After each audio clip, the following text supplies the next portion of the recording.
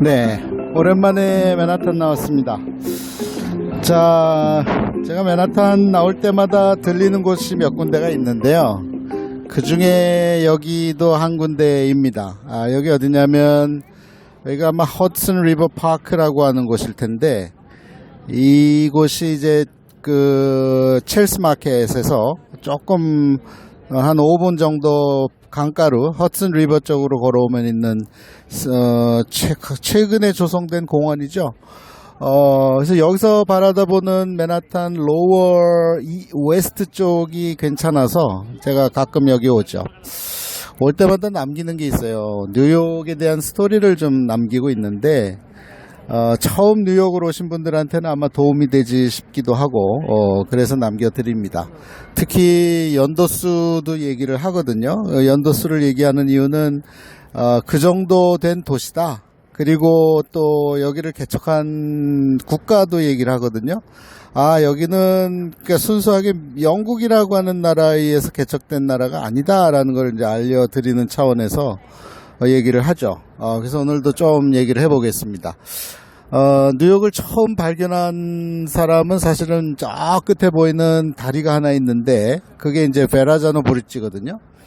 그 베라자노 브릿지, 지오반니 베라자노라고 하는 이탈리아 피렌체 쪽에서 살던 출생한 이제 이탈리아노가 있어요.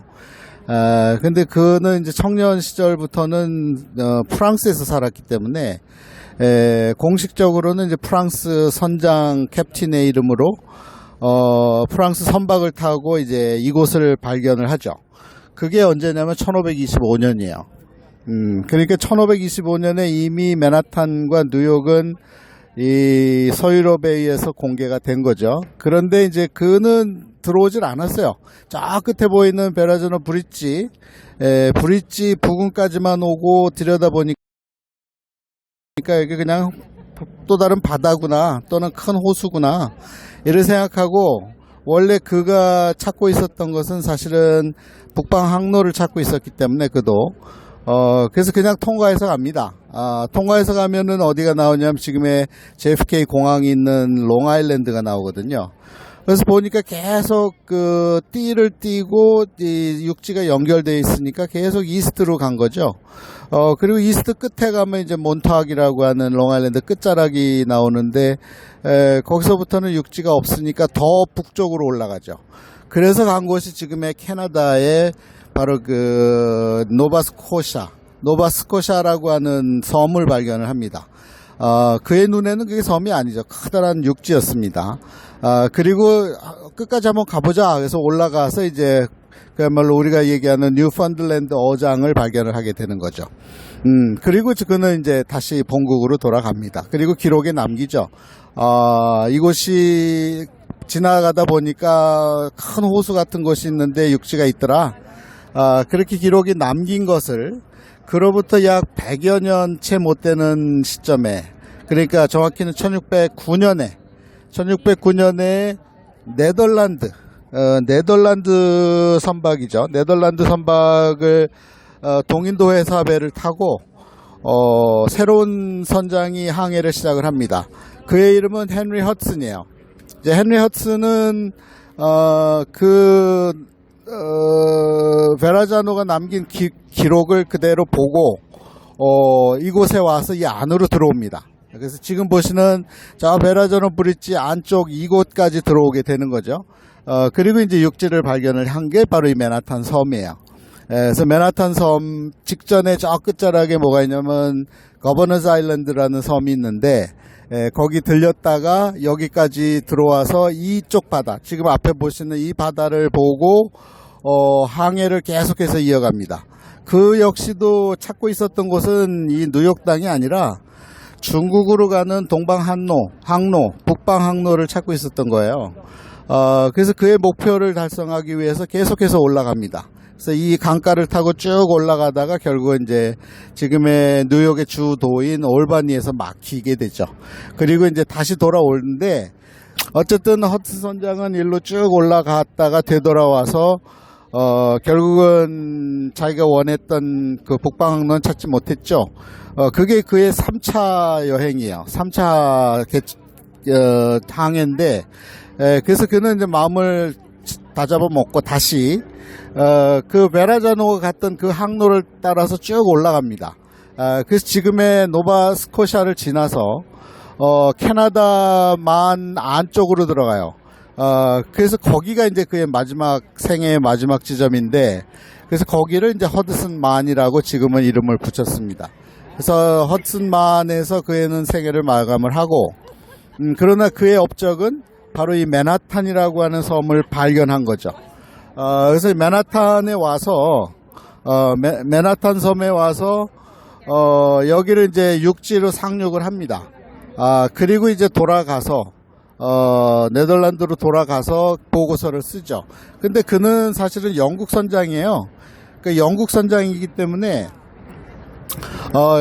아마도 이제 영어로 기록을 남겼겠죠. 근데 그 내용을 본 네덜란드 사람들이 그로부터 16년이 지난 16년이 지난 1625년에 정식으로 이곳을 살기 위해서 들어옵니다.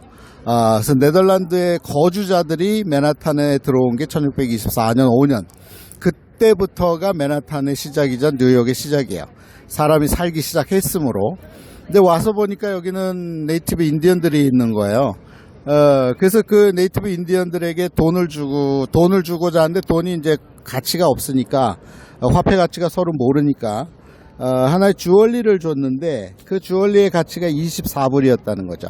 그래서 24불에 해당되는 돈의 가치에 해당되는 주얼리를 주고 이 맨하탄을 매입을 한 것이 맨하탄의 시작입니다. 그래서 네덜란드 사람들이 지금 보시는 저 밑에 쪽, 지금 저 프리덤 타워 밑에 쪽이 이제 베러리 파크 지역인데, 그 베러리 파크 지역에서부터 살기를 시작을 해요. 근데 지금 지도를 보시면 아시지만 맨하탄이 밑에는 뾰족한 삼각형 형태로 되어 있어요. 그래서 거기를 이제 지금 트라이베카라고 합니다.